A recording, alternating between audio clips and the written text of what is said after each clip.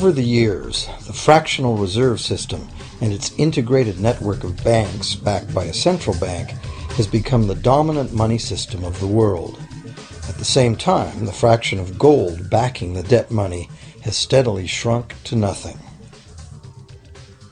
The basic nature of money has changed.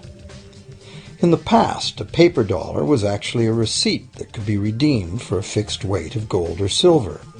In the present, a paper or digital dollar can only be redeemed for another paper or digital dollar. In the past, privately created bank credit existed only in the form of private banknotes, which people had the choice to refuse, just as we have the choice to refuse someone's private check today. In the present, privately created bank credit is legally convertible to government-issued fiat currency, the dollars, loonies, and pounds we habitually think of as money.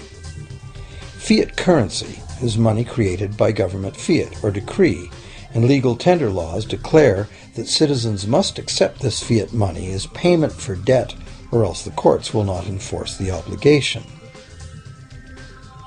So now the question is, if governments and banks can both just create money, then how much money exists? In the past, the total amount of money in existence was limited to the actual physical quantities of whatever commodity was in use as money. For example, in order for new gold or silver money to be created, more gold or silver had to be found and dug out of the ground. In the present, money is literally created as debt. New money is created whenever anyone takes a loan from the bank. As a result, the total amount of money that can be created has only one real limit: the total level of debt.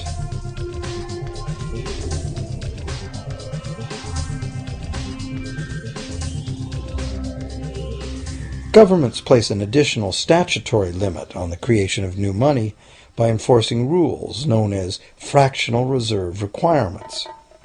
Essentially arbitrary, fractional reserve requirements vary from country to country and from time to time. In the past, it was common to require banks to have at least $1 worth of real gold in the vault to back $10 worth of debt money created. Today, reserve requirement ratios no longer apply to the ratio of new money to gold on deposit, but merely to the ratio of new debt money to existing debt money on deposit in the bank.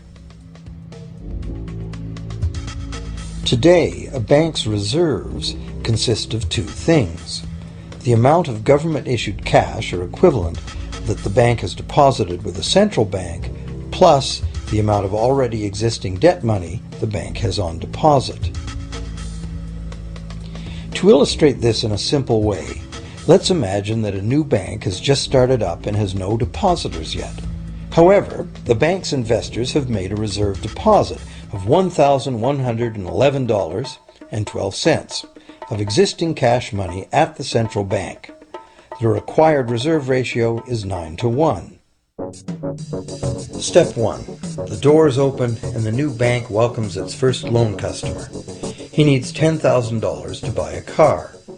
At the 9-to-1 reserve ratio, the new bank's reserve at the central bank, also known as high-powered money, allows it to legally conjure into existence 9 times that amount, or $10,000, on the basis of the borrower's pledge of debt. This $10,000 is not taken from anywhere. It's brand new money simply typed into the borrower's account as bank credit. The borrower then writes a check on that bank credit to buy the used car. Step 2. The seller then deposits this newly created $10,000 at her bank. Unlike the high-powered government money deposited at the central bank, this newly created credit money cannot be multiplied by the reserve ratio. Instead, it's divided by the reserve ratio. At a ratio of 9-to-1, a new loan of $9,000 can be created on the basis of the $10,000 deposit. Step 3. If that $9,000 is then deposited by a third party at the same bank that created it or at a different one, it becomes the legal basis for a third issue of bank credit, this time for the amount of $8,100. Like one of those Russian dolls, where each layer contains a slightly smaller doll inside, each new deposit contains the potential for a slightly smaller loan in an infinitely decreasing series.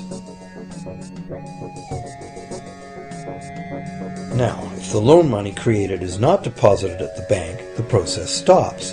That's the unpredictable part of the money creation mechanism. But more likely, at every step, the new money will be deposited at a bank, and the reserve ratio process can repeat itself over and over until almost $100,000 of brand new money has been created within the banking system. All of this new money has been created entirely from debt, and the whole process has been legally authorized by the initial reserve deposit of just $1,111.12, which is still sitting untouched at the central bank. What's more, under this ingenious system, the books of each bank in the chain must show that the bank has 10% more on deposit than it has out on loan. This gives banks a very real incentive to seek deposits in order to be able to make loans, supporting the general but misleading impression that loans come out of deposits. Now, unless all the successive loans are deposited at the same bank, it cannot be said that any one bank got to multiply its initial high-powered money reserve almost 90 times by issuing bank credit out of nothing. However, the banking system is a closed loop. Bank credit created at one bank becomes a deposit in another, and vice versa. In a theoretical world of perfectly equal exchanges, the ultimate effect would be exactly the same as if the whole process took place within one bank. That is, the bank's initial central bank reserve of a little over $1,100 allows it to ultimately collect interest on up to $100,000 the bank never had.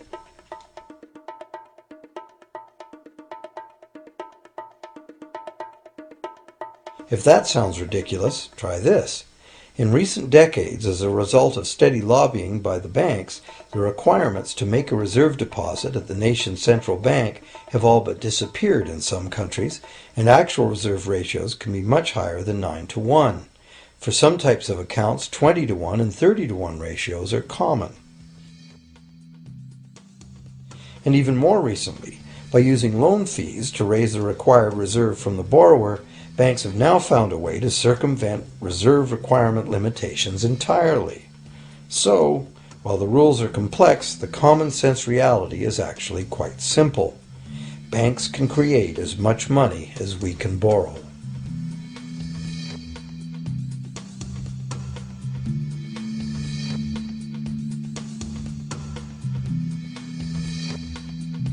Despite the endlessly presented mint footage, government-created money typically accounts for less than 5% of the money in circulation. More than 95% of all money in existence today was created by someone signing a pledge of indebtedness to a bank. What's more, this bank credit money is being created and destroyed in huge amounts every day as new loans are made and old ones repaid.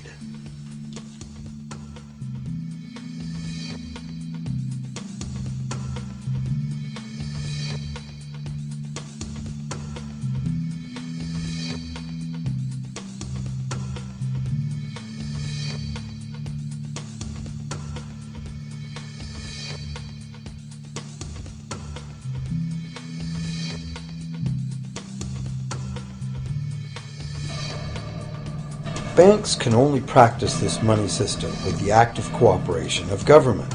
First, governments pass legal tender laws to make us use the national fiat currency. Secondly, governments allow private bank credit to be paid out in this government currency. Thirdly, government courts enforce debts. And lastly, governments pass regulations to protect the money system's functionality and credibility with the public, while doing nothing to inform the public about where money really comes from.